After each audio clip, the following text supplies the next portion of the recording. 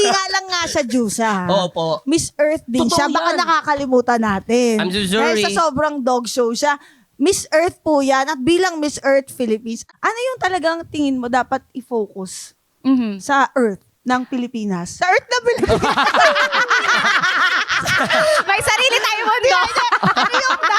Ano yung problem? Oo, Pinaka-problem nagigets sa ko. environment ng Philippines. I have always been an advocate for disaster resiliency kasi Okay. one Wow. of the most typhoon-stricken countries ang Philippines around the world. So hindi tayo prepared despite having that knowledge. Number one tayo na laging tinatamaan ng typhoon. Around 20 typhoons tayo per year. And medyo devastating siya lalo na sa mga nasa far-flung areas, yung mga hindi masyadong na-reach ng help ng government kasi araw-araw nila or madalas nilang nararanasan yung effect ng typhoon and yet parang hindi pa rin natin na-address kung ano yung kailangan nila Oo, which is tama. first response, yung mga kailangan na ng equipment, yung mga pangsagip, yung mga dapat na ginagawa natin like mga disaster communication devices, mga Tama. communication systems. So dapat yun yung isa sa mga bigyan natin ng pansin at bigyan natin ng budget para maraming kababayan natin ang ligtas kapag may sakuna. Oo, tsaka yung hindi ka na matatakot, shucks, tag-ulan na. Oo. Diba? Tsaka yung baha.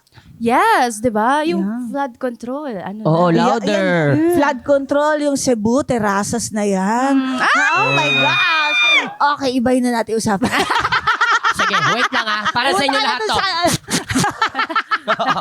Dali. Mabuta tayo sa award, Madam Cha. Oh. Oo, kasi Yung siya ay award- nabansag ang Sa ano. mga award, punta tayo Oh. sa award. Tama. Oo. Siya ay nabansag ang Sampaguiri Women of Eh, Substance. sige rin eh. Sampaguiri Women of Substance. Ano po bang substance yan? Illegal substance. Mali. Ano siya, basically na-award lang siya sa Woman of Eloquence. So if you were able to deliver a good answer during the coronation night and ikaw yung na-award na as Miss Philippines Earth, they award you with that. So isa siya sa mga sponsors ng Miss Philippines Earth. Ang cute. Yeah. And you know what? You deserved it. Oh, thank you. Ewa. I know.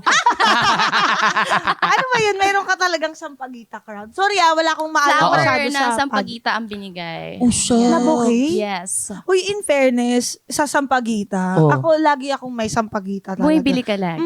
Sa kalsada, maganda talaga, mabango. Yes, Mabango. Totoo. Oo, Totoo. mabango. Very sampagita. Very dalisay. Oo. Gusto mo yun naalala ko, nagbenta kasi ako niyan dati. Ay, talaga? Magkano benta mo?